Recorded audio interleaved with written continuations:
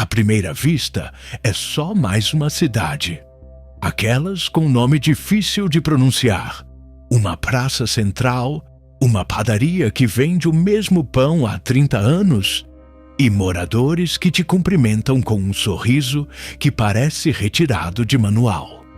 Bonita, limpa, aparentemente pacífica. Daquelas que dariam uma boa propaganda de seguradora ou de margarina soviética. Tudo parece tão normal. E esse é exatamente o problema. Porque quando tudo parece normal demais, tem alguma coisa enterrada logo, abaixo da calçada. E não estamos falando de encanamento. Estamos falando de silêncio. De um silêncio coletivo, performado com tanta precisão que faria inveja a qualquer coral de mosteiro. Um silêncio que não é por acaso. Ele foi treinado, refinado, cultivado como quem rega uma planta tóxica, que virou parte da decoração.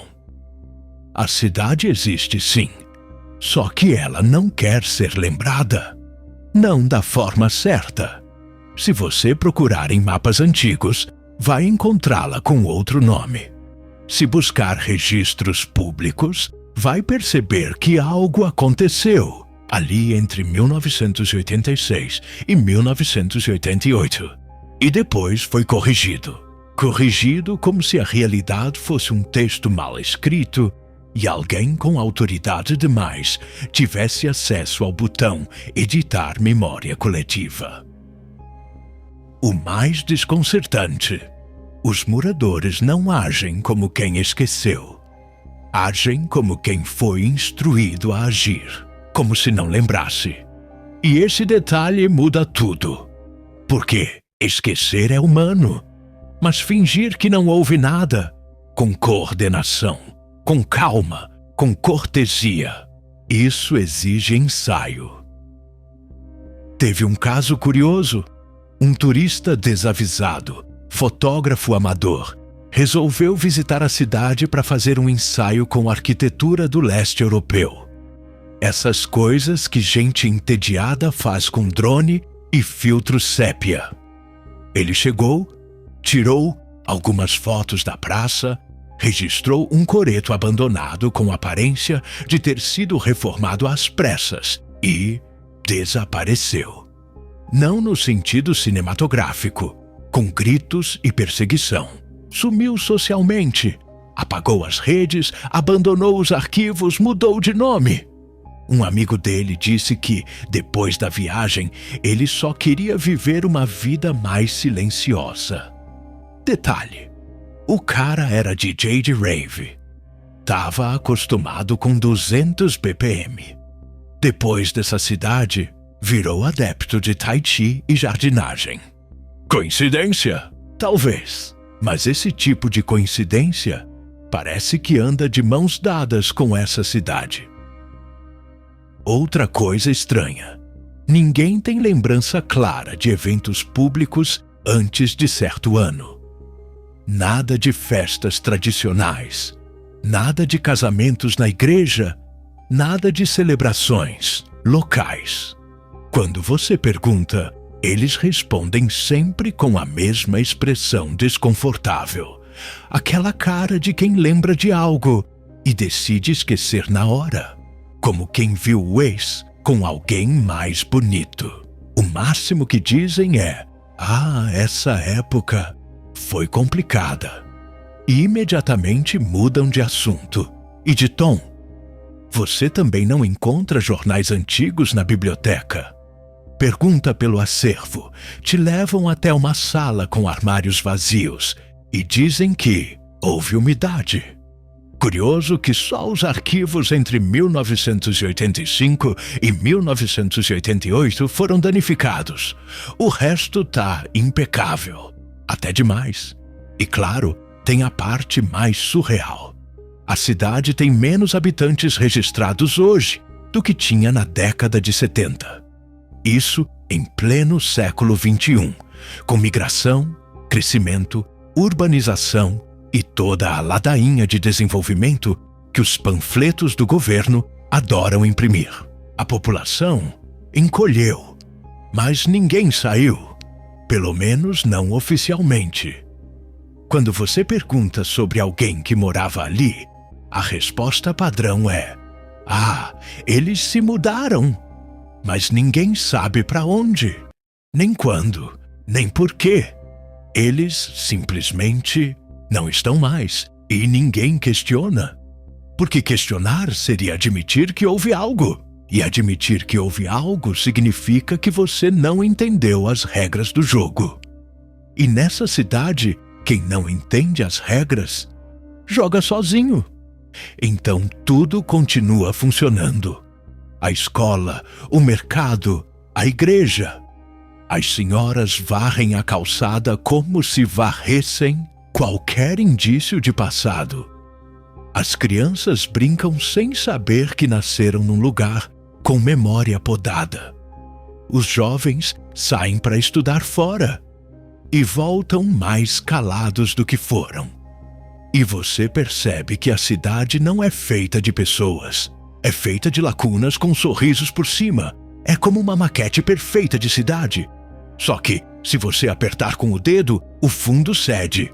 Tem algo fofo ali, mas não é terra. É mentira compactada. E o mais assustador, funciona.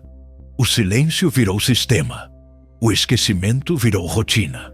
O desconforto virou paisagem. E por algum motivo, todo mundo ali parece achar que isso é o certo. Se o passado da cidade é um livro apagado à força, os arquivos públicos são as páginas arrancadas e depois coladas de volta com fita adesiva e cara de paisagem.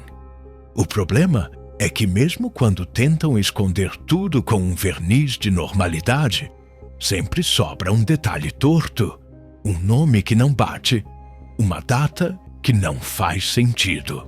E é aí que a coisa começa a feder com elegância.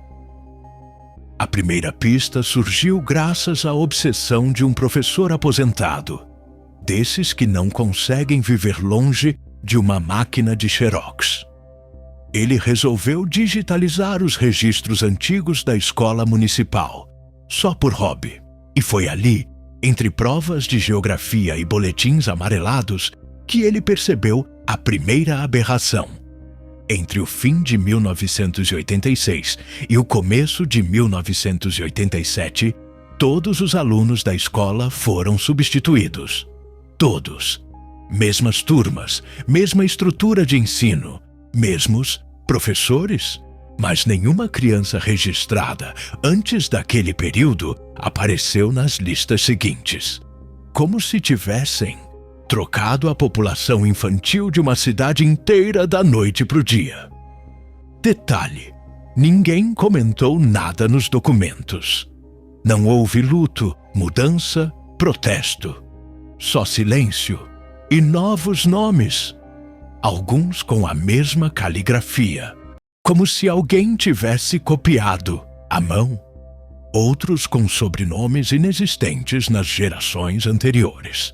Parecia mais um reboot do que um ano letivo. O professor, que hoje vive sob o maravilhoso status de não estar disponível para entrevistas, chegou a enviar um relatório para uma revista acadêmica regional. Nunca foi publicado. A Tsuditádio editora alegou que o conteúdo não se encaixava no escopo da publicação. O escopo, vale dizer, incluía um artigo sobre a história do pão de batata local. Então, né? Mas aí vieram outros dados. Uma lista de registros de nascimento, que também foi refeita em massa. Mais de 300 certidões com a mesma data de emissão, dentro de um único mês. Só que nenhuma delas correspondia a um nascimento real naquele período. Os hospitais não tinham entrada registrada. As mães não existiam nos cadastros de saúde. Era como se as pessoas tivessem sido inventadas. E talvez tenham sido mesmo. Quando questionados, os funcionários da prefeitura, os poucos que estavam lá desde os anos 80, responderam com a diplomacia de quem já treinou isso no espelho. Houve um problema técnico nos arquivos antigos. Um problema técnico que apagou dezenas de nomes, endereços, registros médicos, escolares, de emprego e, curiosamente, também as fotos de formatura daquele ano. Coisa básica? Acontece. A ironia é que todo esse apagamento foi feito de maneira tão burocraticamente eficiente que só levanta ainda mais suspeitas. Porque quando alguém comete um erro de verdade, é bagunçado.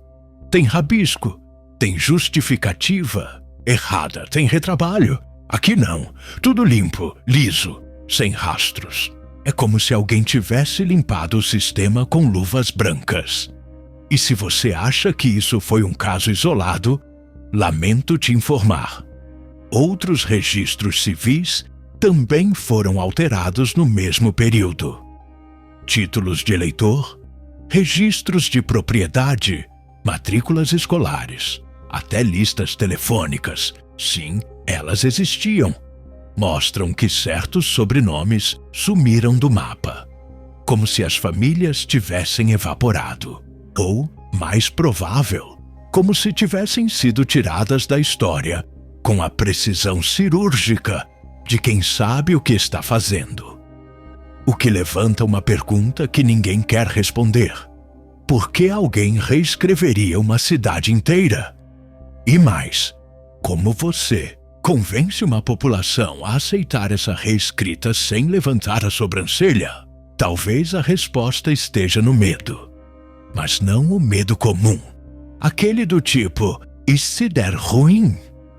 Estamos falando de outro tipo, um medo que vem de dentro, de saber que perguntar demais pode fazer você virar parte da lista dos que se mudaram. Um medo que ensina desde cedo que certos tópicos não se abordam, que certas histórias não se contam, e que, às vezes, o melhor jeito de sobreviver é virar parte do silêncio. Porque os arquivos não batem, sim, mas ninguém quer alinhar. Alinhar significa lembrar, e lembrar ali é quase uma infração. Então, os papéis seguem lá. Digitais agora, claro, mas igualmente editáveis. Um clique apaga. Um carimbo reescreve, e a cidade segue funcionando, com uma memória coletiva que parece ter passado por lobotomia seletiva. E se alguém ainda se lembra do que aconteceu de verdade, provavelmente aprendeu a esquecer. Toda cidade tem uma história. Algumas têm feridas.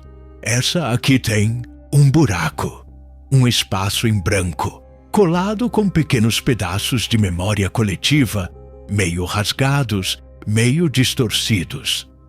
Um período que não é lembrado nem negado. Ele apenas não é.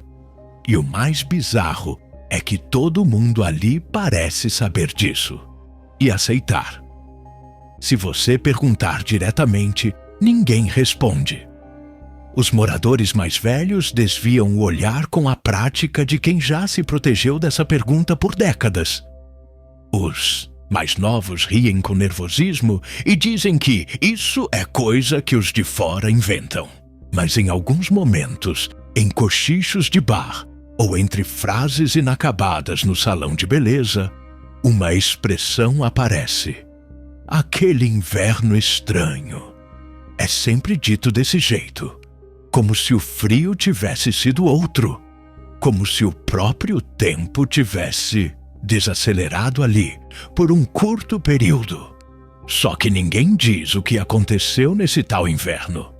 Só que foi diferente.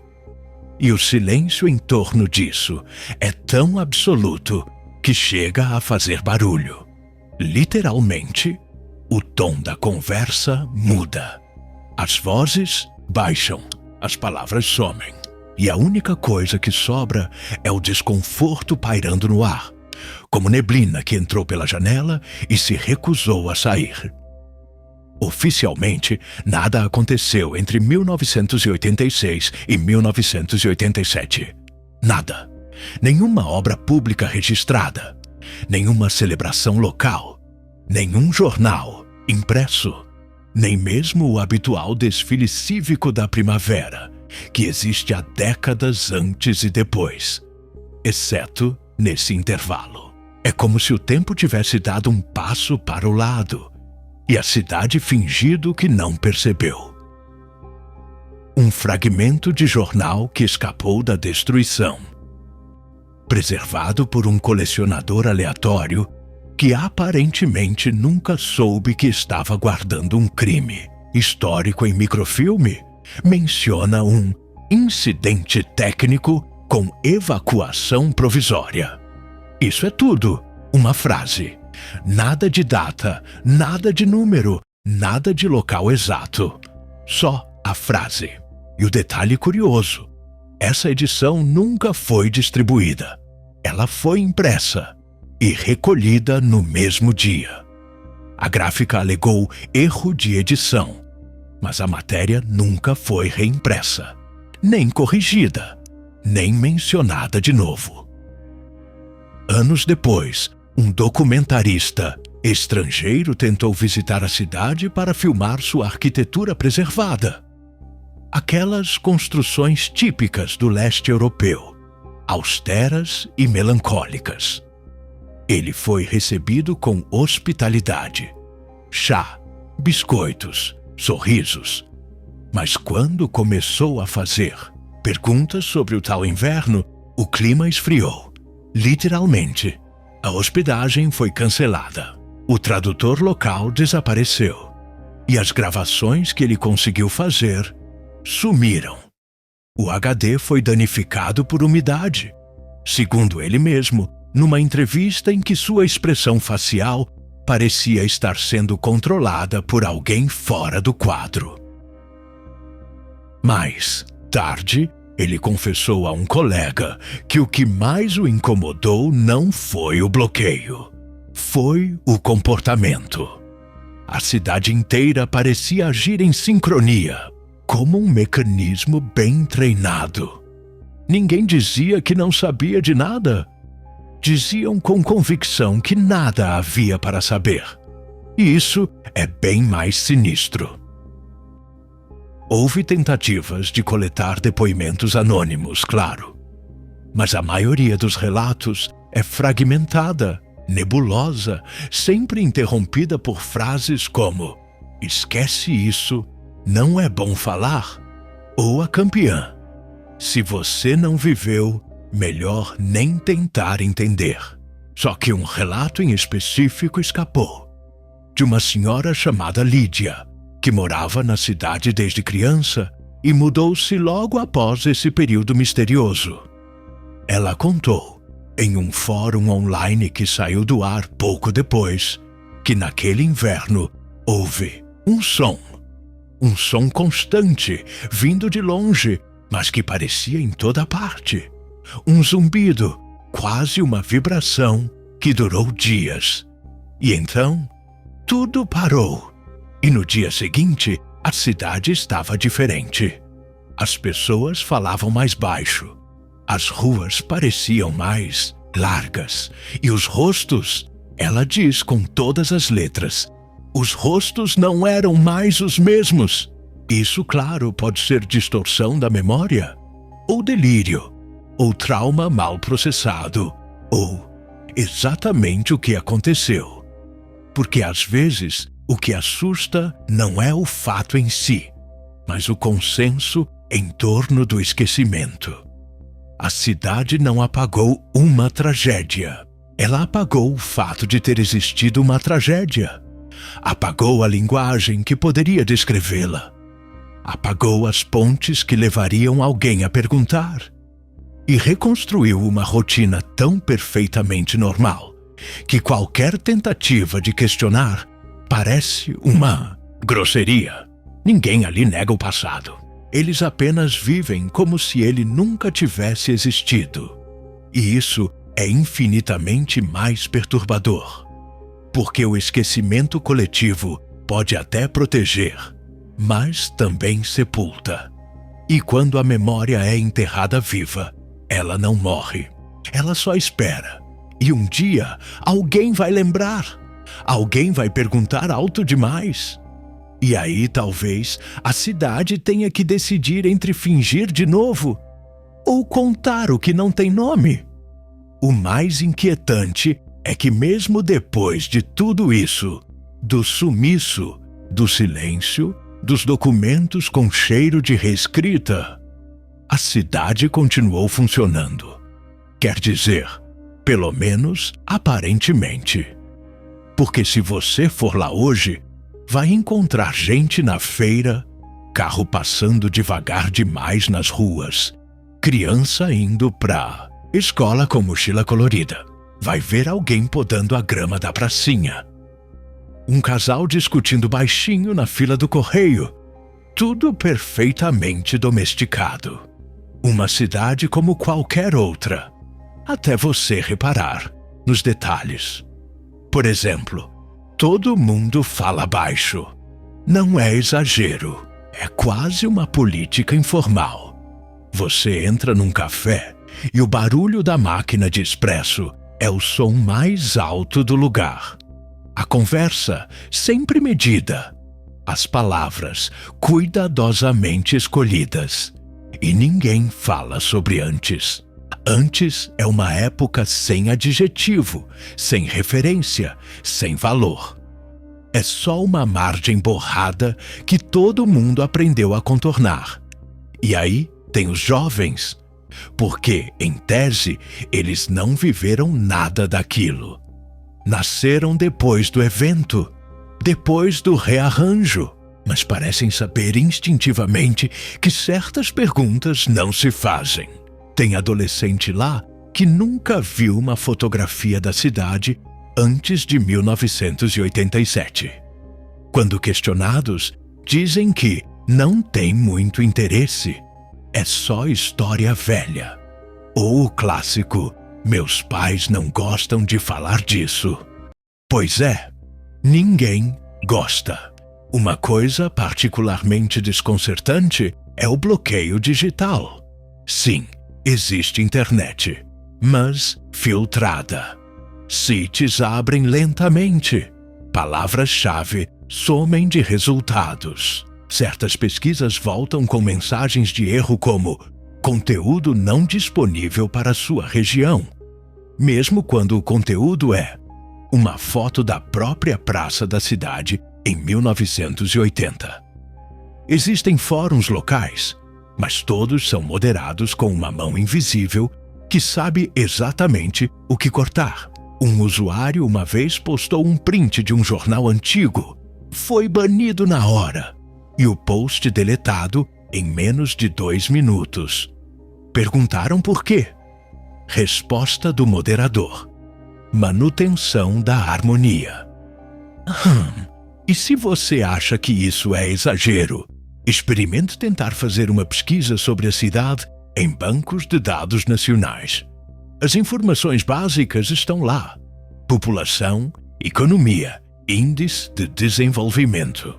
Mas são genéricas, pasteurizadas, nada sobre histórico, nada sobre mudanças populacionais, nada sobre o bendito inverno estranho. Você vai pensar que é só descuido, até perceber que todas as cidades ao redor têm arquivos completos, menos ela. Mas o que mais me chama a atenção, e isso é quase imperceptível, como um reflexo sutil, é a forma como os moradores reagem a qualquer forma de memória. Toda lembrança pública, todo monumento, toda referência à história local é posterior ao apagamento. Tem uma estátua no centro da cidade de um poeta regional. Foi colocada em 1989. O curioso, ele morreu em 1974, mas ninguém homenageou ele antes, nem depois, só em 1989, como se tivessem decidido fabricar uma nova narrativa, do zero, e funciona. Porque, como já disse, a cidade vive, sobrevive, sorri, inclusive, mas é um sorriso vazio, não apático, não robótico, só cuidadosamente superficial. É um lugar onde todo mundo sabe que há um limite invisível de profundidade. Você pode viver ali, bem até. Trabalhar, casar, ter filhos, ir ao mercado, pagar impostos. Só não pode cavar, nem literal, nem figurativamente. Cavou, desenterrou, perguntou demais? Você não é mais bem-vindo. E isso não precisa ser dito em voz alta. A cidade se encarrega de deixar claro de outras formas. Um jovem que tentou fazer um projeto escolar sobre a evolução da cidade teve o tema vetado pela coordenação.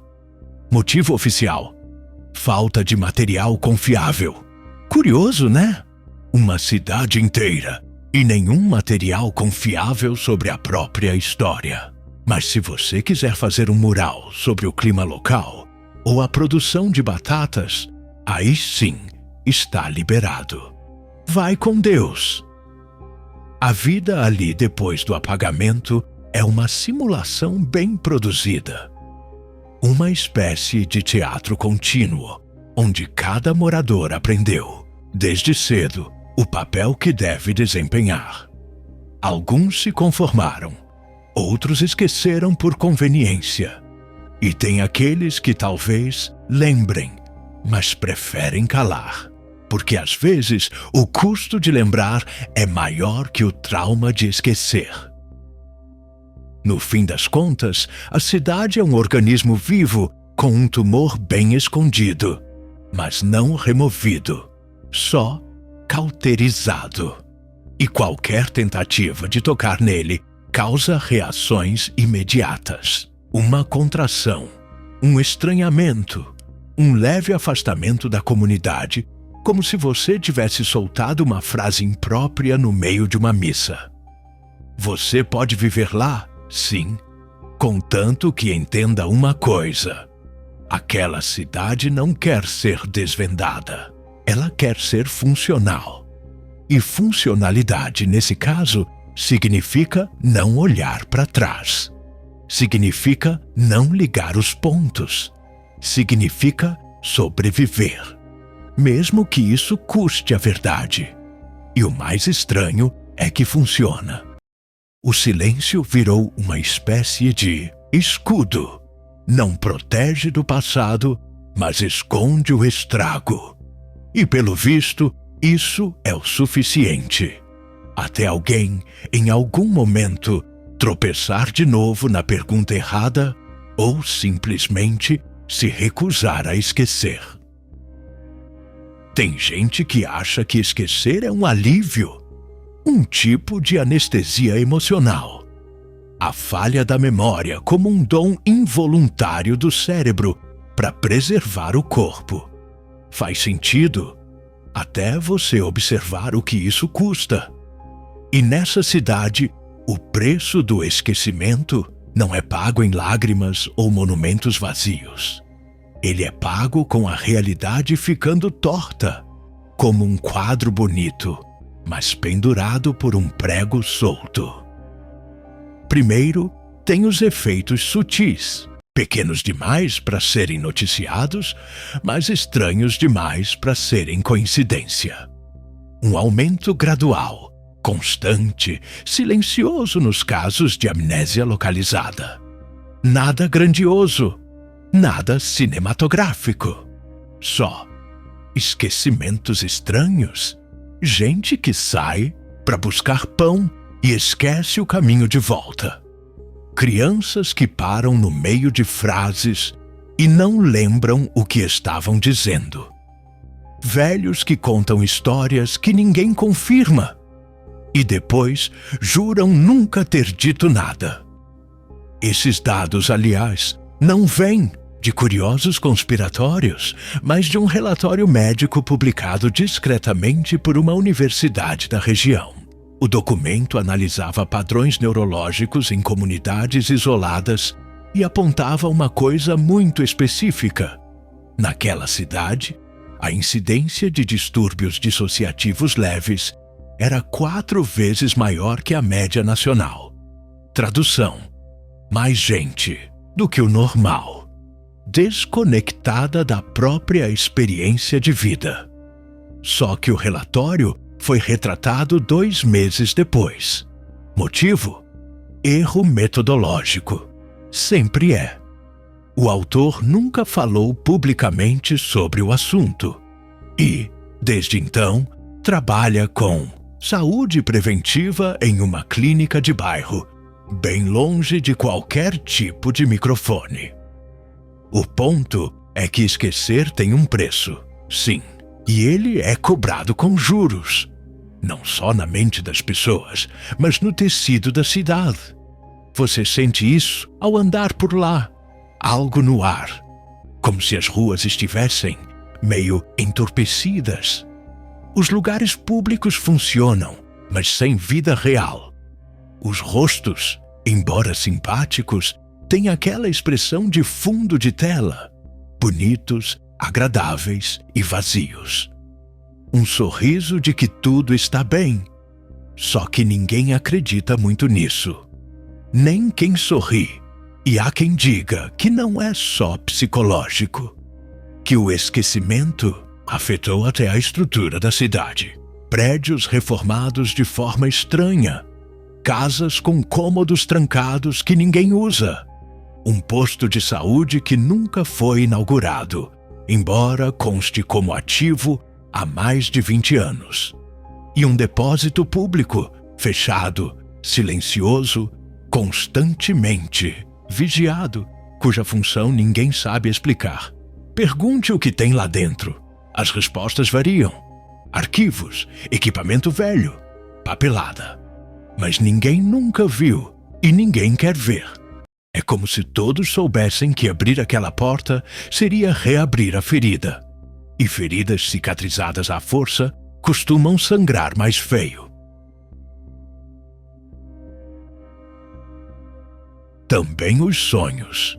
Sim, isso virou dado. Um levantamento informal feito por um terapeuta que atendia moradores locais revelou algo desconcertante. Muitos deles relatavam o mesmo tipo de sonho recorrente. Um som constante, um clarão distante e a sensação de que algo precisava ser lembrado, mas não podia.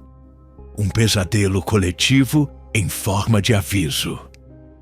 Talvez o mais simbólico de tudo seja o monumento no centro da cidade. Uma escultura de metal torcido, sem placa, sem explicação, sem nome. Quando perguntam, dizem que é arte moderna, que representa o tempo. Mas quem olha com mais atenção percebe que aquilo não representa nada. Aquilo esconde. É um símbolo vazio. Uma tentativa de ocupar o espaço onde a lembrança deveria estar. E aí você entende. Não se trata só de esquecer. Trata-se de manter o esquecimento funcionando, de alimentar um tipo específico de paz. Aquela que só existe quando ninguém levanta a mão. Quando toda dúvida morre no olhar do vizinho. Quando a cidade inteira se torna uma espécie de coreografia, bonita de longe, perturbadora de perto. O esquecimento virou modo de vida, política pública, estratégia de sobrevivência. Porque relembrar exige confronto. E confronto exige coragem.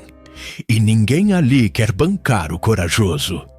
Porque todo mundo sabe, no fundo, que a história real não tem final feliz. Ela tem nó e cicatriz e nome impronunciável. Então a cidade segue, respirando, sorrindo, funcionando. Mas algo dentro dela está trancado. E talvez continue assim para sempre. Ou até alguém, por acidente ou loucura, abrir o armário errado e derrubar tudo de novo. Porque a verdade é essa: a cidade não foi esquecida. Ela escolheu esquecer. E o que foi deixado para trás ainda está lá, esperando. Se você chegou até aqui, parabéns.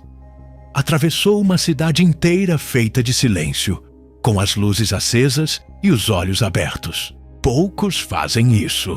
Menos ainda voltam os mesmos. Se alguma coisa nesse vídeo te deixou desconfortável, ótimo. Era esse o ponto. Agora, se quiser sussurrar algo nos comentários, a gente finge que não viu. E se quiser continuar cutucando lugares onde ninguém devia mexer, o próximo vídeo já está te esperando. Mas cuidado, tem histórias que preferem ficar dormindo.